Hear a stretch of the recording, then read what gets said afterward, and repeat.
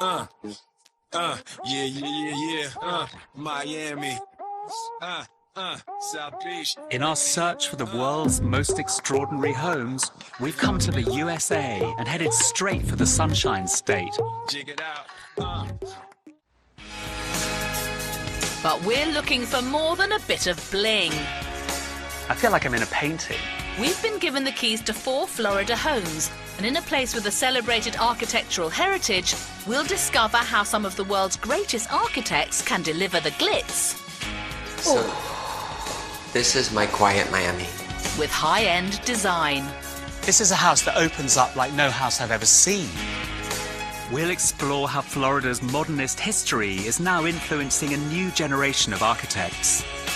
It's the perfect house for this part of the world. Large or small, there's no doubt we're in the right place to see how high culture mixes with popular culture, to see houses opulent and down to earth. It's extraordinarily beautiful and very, very enticing.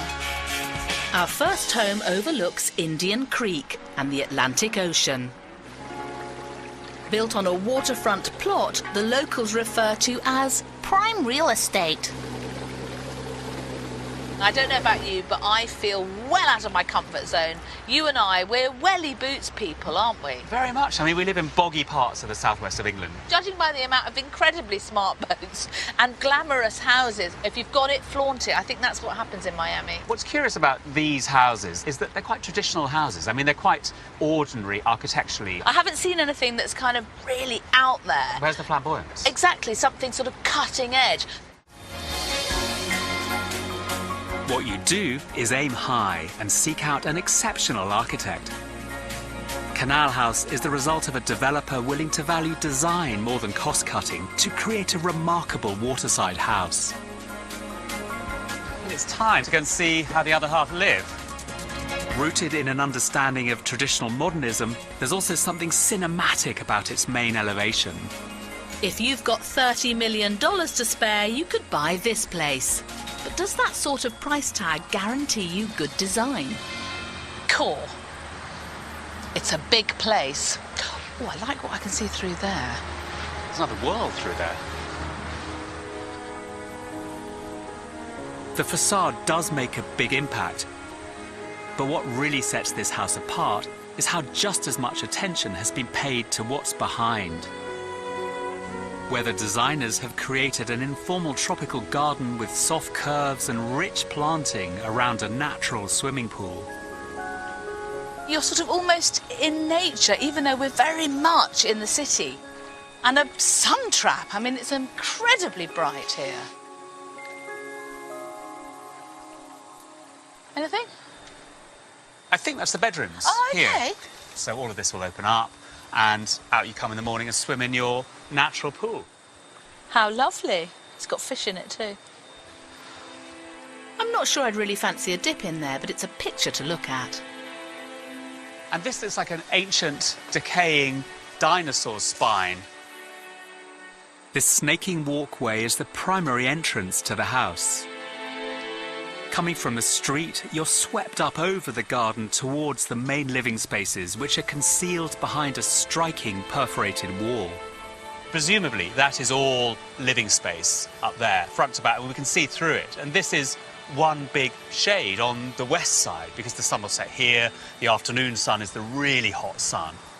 What's nice here is that instead of it just being a blank wall, it has texture. And also that shaded area underneath must be lovely when it gets hot, which it really does here in Miami, doesn't it? Yeah. This is the Sunshine State. This house has to deal with the heat of the tropics as well as providing a range of living spaces with completely contrasting qualities. Intimate and private, open and extrovert. But in essence, it's quite simple. 2 stacked rectangular blocks set at right angles. The 60-metre-long ground floor contains all the private spaces, 4 bedrooms that open onto the garden, a living room and a master bedroom as well as a garage. The block above contains the main public spaces, a kitchen and a massive 21-metre-long entertaining room. Enclosing the garden is a huge multi-purpose exhibition space or sports hall.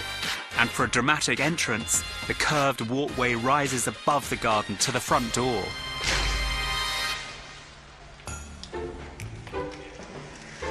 even bigger when you get inside than it looks from the outside.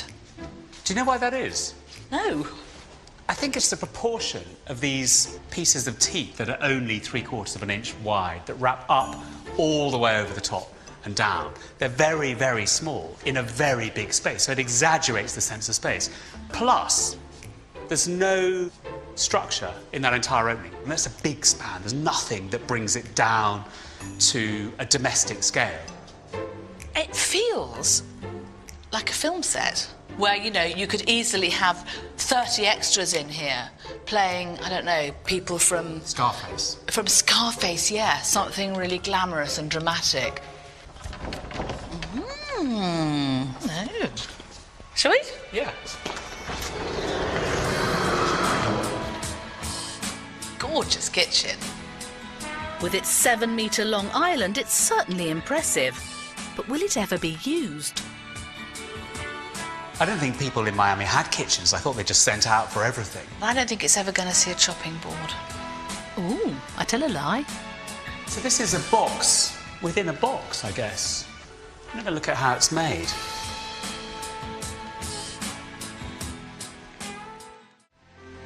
It's a real piece of theatre, but it is, or at least will be, someone's home. And exploring downstairs, I want to know how it feels to live in. It's actually incredibly rich and interesting. I think for two reasons. The first is that natural light comes in through these screens into the bedrooms in a really beautiful way. The other reason is that all of these bedrooms are connected to nature. And however beautiful materials are, they're never as beautiful as natural light and nature. The 5 ground-floor bedrooms are linked by a 30-metre-long corridor. The space is huge. I need roller skates to get from one end to the other. There's a large private living room, which compared to upstairs is relatively snug. The main bedroom is enormous. And the bath is pretty impressive too. But it seems you can't please everyone. Call me old-fashioned and maybe call me the country cousin, but I think I prefer the poetry of those very intimate, smaller bedrooms that face out onto that leafy courtyard. If you did run out of space in the house, there's a completely separate block at the end of the garden. This house feels so big. I mean, there's so much space, you don't quite know what to do with it. But there's even more. Canal House has been built to cater for your average superstar's daily needs. It's the work of Brazilian Marcio Kogan. Formerly a film director, now one of the world's top 100 architects, his characteristic rectilinear designs are recognised around the world. For him with the shadow lines coming in from Convincing such a renowned and busy architect to accept this project took some persuasion from developer Barry Brodsky. What was your brief to Marcio? What did you ask him to do? Well, asking an architect like that to come to Miami to do a specific home is a lot to ask. And we kind of negotiated budgets and details and ability to give freedom, creative freedom to him in order to entice him to come down and do this. Making something as complex as this would have been impossible on a small budget. There's been considerable expense, from ordering over 1,700 hardwood pieces for the bridge to getting bespoke masonry for the facade. Marcio loves this and he designed this. And to get this artistic brick was very difficult. As you can see, it looks seamless like one piece. But all this stuff has to be done by hand and leveled. But the masons here it was incredibly difficult to do. But everything's about a moment for Marcio. It's interesting to see how the architect's earlier life in film has influenced the design. This front elevation has a very particular ratio. Marcio explained to me, this is like the way movies are shot. They're very horizontal. So everything was set to create a very cinematic feel when you sat inside looking outside to the ocean. It was an enormous engineering challenge. The span is almost 70 feet across without a column. And most people thought it couldn't be done. So that was another big financial commitment So there's been a lot of those pills to swallow, but in all fairness, I agree to doing that as part of embracing his creativity.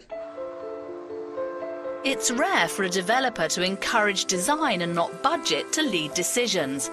But Barry's willingness to spend the extra dollar extended to the outdoor spaces too. He commissioned renowned landscape designer, the superbly named Raymond Jungles, to create the garden. I think this garden has a huge sense of energy. Well, I would say that probably everything's in harmony here. There's a really good sense of proportion and scale with the spaces. There's a really good yin-yang relationship between the architecture and the garden. And I think that's the energy that you feel. It's good, positive energy. There's nothing jarring. And I do think the architecture creates wonderful spaces and beautiful drama in the garden. The use of water is exceptional here. Was that an important element for you? Well, I'll have to say, like Luis Barragan always said, water is the heart and soul of a garden.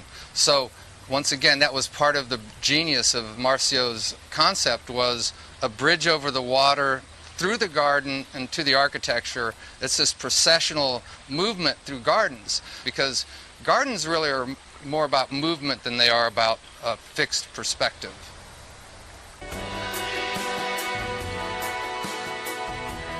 It's fabulous. But what this place really needs is someone to live here. And Barry's not short of superstar house hunters. Swizz Beatz and Alicia Keys, I was here with them a couple of weeks ago. Drake was just here. Vera Wang. You're not tempted to move in? I am at times, yes. Every time I come here, I never want to leave.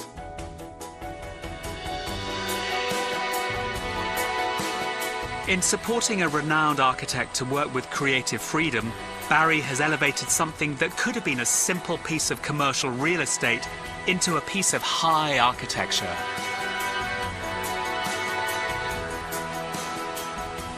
Even by the standards of Miami, this house is incredibly grand.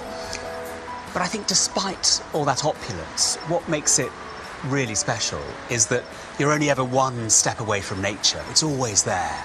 Yes, the garden is beautiful, isn't it, with that water there, just pulling nature in. But with a house like this, why would you ever want to go out? We could just finish our cup of tea and have a nice night in. That sounds much nicer.